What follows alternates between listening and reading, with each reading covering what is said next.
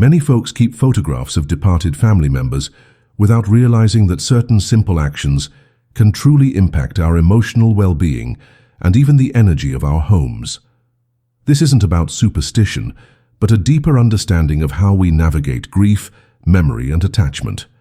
Louise Hay, a renowned author known for her work on emotional healing, often cautioned that images kept in certain contexts could prevent the closing of life's chapters.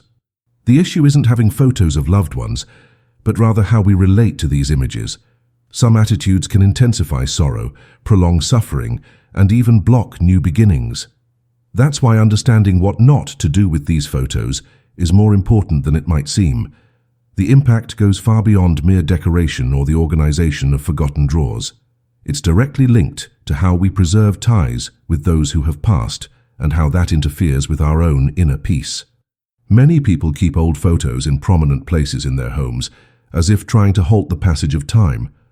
Louise Hay used to say that this type of emotional fixation can hinder our healing process.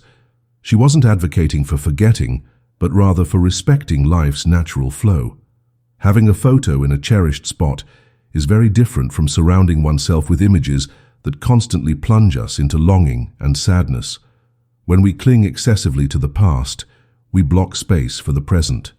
If this content has given you some food for thought so far, please consider subscribing to the channel and giving it a thumbs up. That helps the video reach more people who might be going through something similar. What's at stake here isn't just what we do with photos, but how they reflect our ability to move forward without guilt or unhealthy attachment. Grief needs room to breathe, and that includes the physical space around us. Some folks keep boxes full of photos and belongings of those who have passed on, not touching these items for years.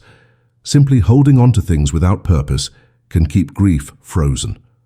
Louise Hay maintained that objects carry emotions and memories. If a memory evokes gratitude and love, that's wonderful.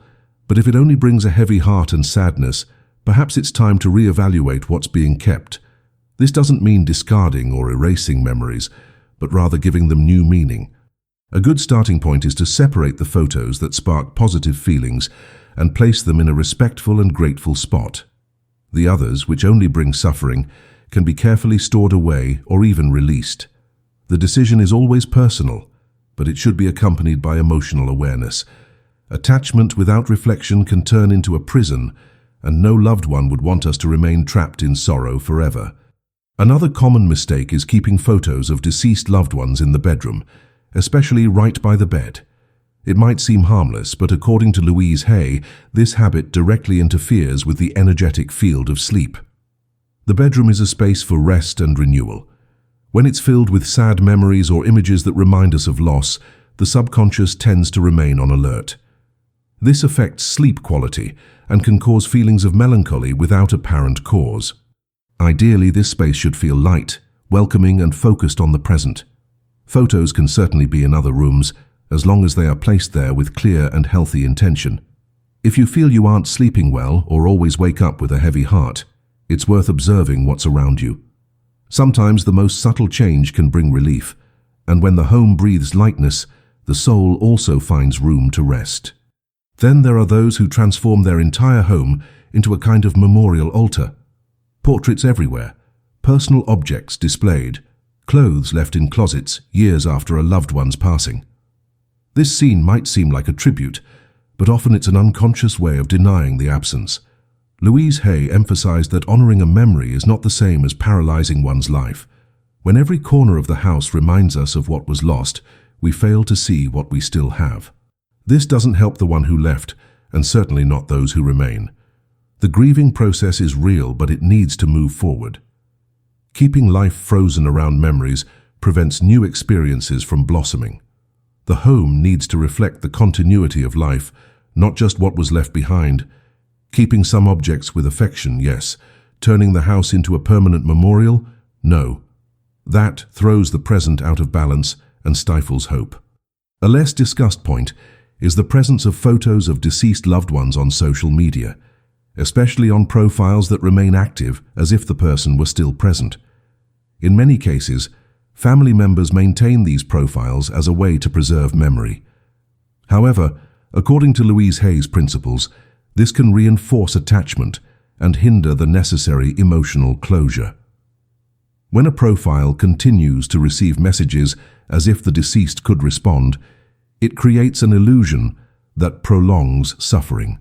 The suggestion isn't to delete everything, but rather to transform that space into something respectful and symbolic, if that feels right. Making it clear that that chapter has concluded, even with love, helps the mind understand the new reality. Dealing with loss requires courage, and that courage includes making decisions that favor the process of moving forward with dignity and balance. It's also common to see people talking to photos of deceased loved ones as a daily habit, seeking comfort or answers. Louise Hay understood that internal dialogue has power, but she warned about the risk of replacing contact with reality with an emotional bond that can no longer evolve. Talking to oneself can be therapeutic, but when it turns into a daily repetition with someone who has passed on, it might indicate resistance to accepting the loss. It's important to honestly assess what motivates this gesture. If it's simply missing them, that's natural. But if it's an attempt to avoid the pain of absence, perhaps it's time to seek support or a new way to cope with the longing. Grief needs rituals, but also boundaries. Feeding an illusion of presence might seem comforting, but over time, it weakens our connection to the present and to the living people who are still part of our story. Another situation that requires attention is the use of photos of deceased loved ones in environments where there is constant conflict or negative energy. Many homes harbor old resentments, arguments, and hurts that subtly manifest in the atmosphere. Placing photos in these spaces can associate the image of the dear person with a heavy, energetic field. Louise Hay explained that everything around us is energetically connected, even if we don't consciously perceive it. Therefore, keeping these images in harmonious and respectful places is essential. They should represent love, serenity, and living memory, not pain or tension. Before choosing where to place a photo, look at the space sincerely. What is the energy of that room? What kind of feelings circulate there? The answer can guide you on the best way to preserve the memory with balance. It's a care that protects both those who have passed and those who remain. Photos stored on cell phones, digital folders, and even used as wallpaper are also part of this scenario. While they may seem harmless, these images accompany our daily lives intensely and silently. Seeing a photo of someone who passed away every time you unlock your phone might seem like a gesture of affection, but Louise Hay encouraged creating mental spaces for memories to rest. The mind needs pauses and silence to renew itself. When the memory is always present, grief doesn't settle peacefully. Taking a break from these images isn't forgetting, it's respecting one's own emotional limits. Storing photos in a special folder, accessing them when your heart calls for it, and not out of automatic habit, is an act of self-care. This is especially true for times when you are emotionally more fragile. Caring for memory is different from exposing yourself to suffering every day without realizing it. Some may doubt the influence of these choices, but one only needs to observe how the body and mind react to certain stimuli. Louise Hay always said that our feelings shape our health and our environment. If a photo brings daily tears, anguish, or feelings of guilt, something needs to be re-evaluated. The photo itself isn't the problem, but the emotional bond it carries. It's important to understand that memories also age, mature, and transform. What was once pain can become serene longing if we allow it. But for that, it's necessary to let the image rest at the right time. We don't need to carry a portrait around constantly to prove we love someone. True love isn't in the frame on the shelf, but in how we continue to honor the life we've been given. And part of that respect is knowing when to look forward and make space for new stories. Another delicate point involves the decision of what to do with photos when you're ready to let go. Many people feel guilty just thinking about discarding images of loved ones, as if it would mean ingratitude or forgetting. Louise Hay advised that this feeling comes from confusing memory with an object. The real memory isn't in the photo, but in what's etched in the heart. Letting go of a physical image doesn't erase the love that was lived. If a photo causes discomfort, constant sadness, or prevents you from moving forward, perhaps it's time for a new gesture. Storing them in an envelope, donating them to someone who wants them, or even simply thanking and releasing them can be liberating. It's important that this moment is done with respect, intention, and gratitude. Saying goodbye to an image can represent an important step in emotional rebuilding. Each person will know the right time, but it arrives for everyone who chooses to live with lightness. It's important to reflect on why certain photos are kept, and if that reason still makes sense today. Louise Hay taught that life is made of cycles, and honoring a closed cycle means recognizing its importance without becoming trapped in it. Many people keep photos out of habit, without realizing that these objects no longer serve the same emotional function as before. They are there out of inertia, out of fear of letting go. But true respect is revealed in the courage to renew. Evaluating these images honestly is an act of self-care. What does this photo make me feel? Does it still bring me peace? Does it represent gratitude or guilt? These questions help in making more conscious decisions. The path to balance doesn't demand radical breaks, just sincere attention. And the lighter the environment around us, the more space we create within ourselves to continue life with serenity, honor, and affection. In many cases, the difficulty in dealing with photos of deceased individuals stems from a lack of conversations about grief. Our culture often avoids talking about death, as if silence makes the pain smaller. Louise Hay encouraged an honest confrontation of these feelings. When we don't talk, we accumulate. And when we accumulate, we often project an emotional burden onto photos that doesn't belong to them. The image becomes a repository for guilt, unexpressed longing, unresolved grievances. That's why talking to someone trustworthy or seeking support can help you understand what that photo truly represents. If it's a reminder of love, that's wonderful. But if it's laden with unresolved feelings, perhaps it's time to reframe that relationship. The grieving process shouldn't be lived alone, nor in silence. Sharing memories, pains, and doubts is a way to free both the memory and one's own life for new meanings. Louise Hay always said that everything we keep around us communicates something to our inner selves. The choice of whether or not to keep a photo isn't just aesthetic, but energetic and emotional. If you walk into a room and feel a tightening in your chest when you look at a particular image, that's a clear sign of what it represents. This isn't about fear, superstition, or ritual, but about respecting your own balance. There are times when a simple change of location brings relief. Other times, it's necessary to put it away for a while. The important thing is to understand that nothing has to be definitive. Photos can return when sorrow gives way to gratitude. There isn't a single rule for everyone, but there is a universal principle.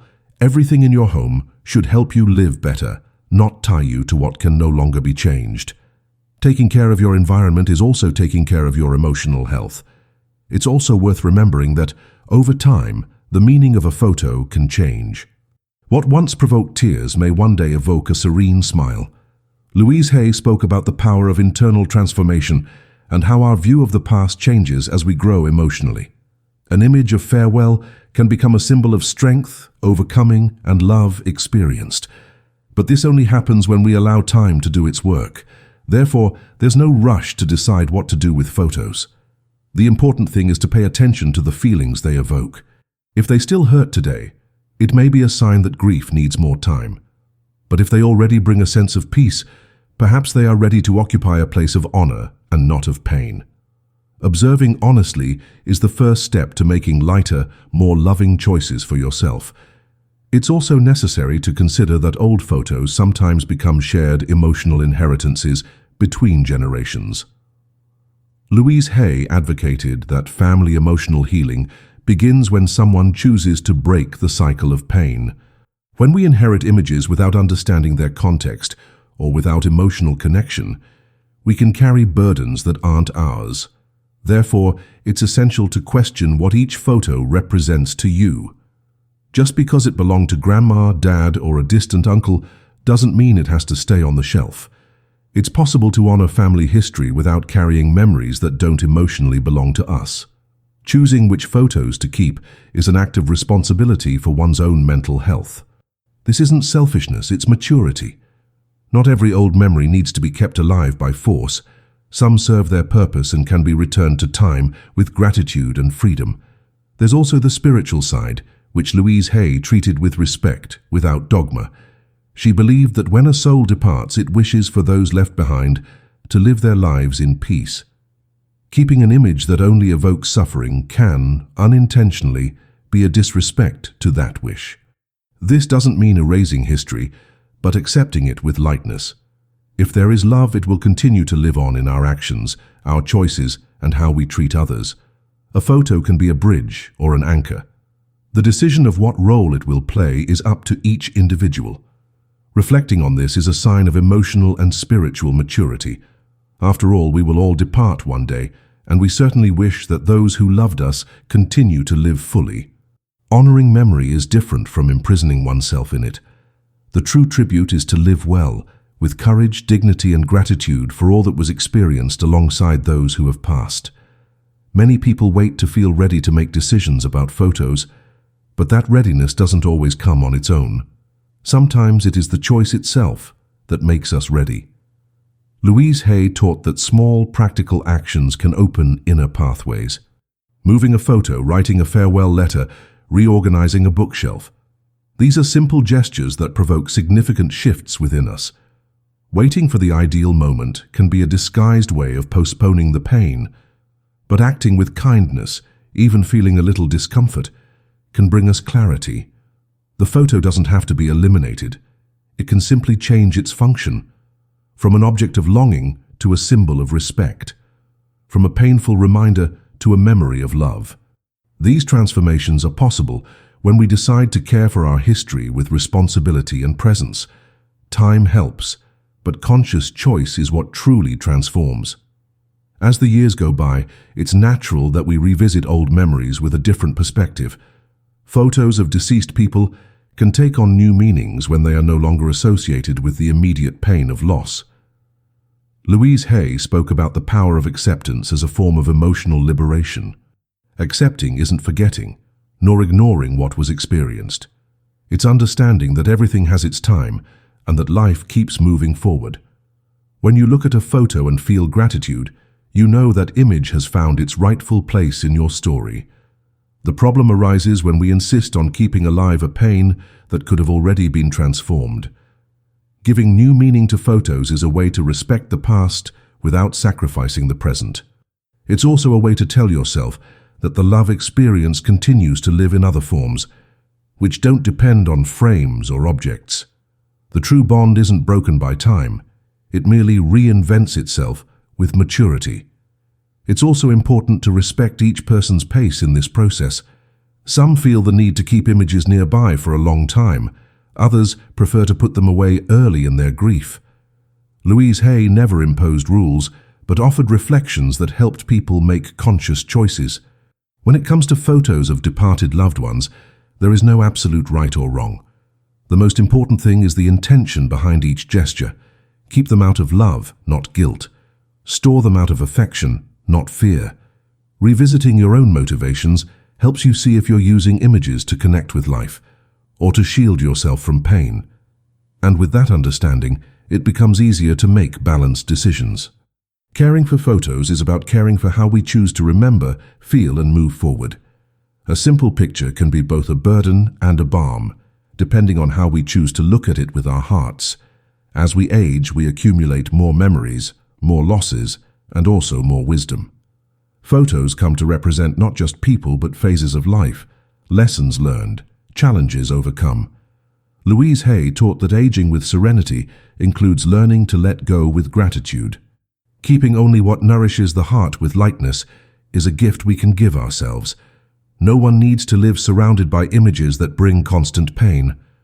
The true legacy of those who have passed is in the gestures we repeat, the values we uphold, the way we continue living. Photos can be a symbolic link, but they are not indispensable for love. When we learn to remember with peace, we no longer need objects as much, and we begin to carry people within us gently. And this change is liberating, because it restores to the present the space that was once occupied by excessive longing. At many moments in life, we are invited to choose between attachment and freedom. Louise Hay used to say that healing begins when we stop resisting. Keeping a photo for years without being able to look at it can be a sign that there are still open wounds. And that's okay. Recognizing that is already a step.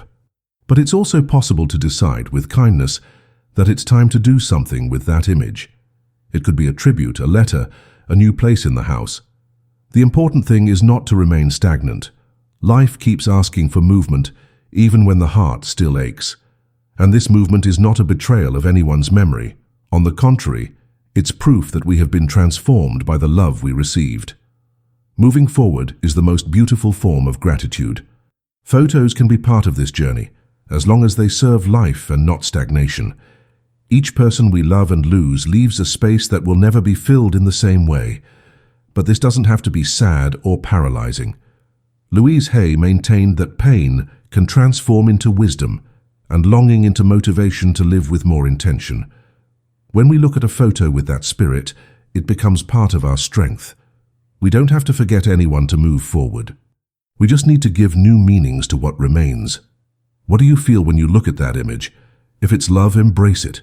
If it's pain, embrace that too. But never cling to what prevents your life from flourishing. Keeping photos is a choice. Using them as instruments of healing is an act of consciousness. Releasing what weighs you down doesn't erase the past. It simply makes room for it to continue living within us with more balance, respect, and peace. If this reflection has touched you in any way, please share this video with someone else who might also benefit from this content. Sometimes, a simple conversation about photos can open up space for deep and quiet healing. And if you'd like to follow more topics like this, subscribe to the channel. Here we talk about life with the maturity it demands and with the care it deserves. Caring for memories is an act of love, but caring for the present is a commitment to the life that still pulses within us. And no one who truly loved us would want us to live trapped in the past. To honor means to keep going. And every step forward is also a silent tribute to those who left their marks on our path. Photos can remind us of where we came from, but it's our choice to decide where we are going. May your memories be a source of light and not a burden.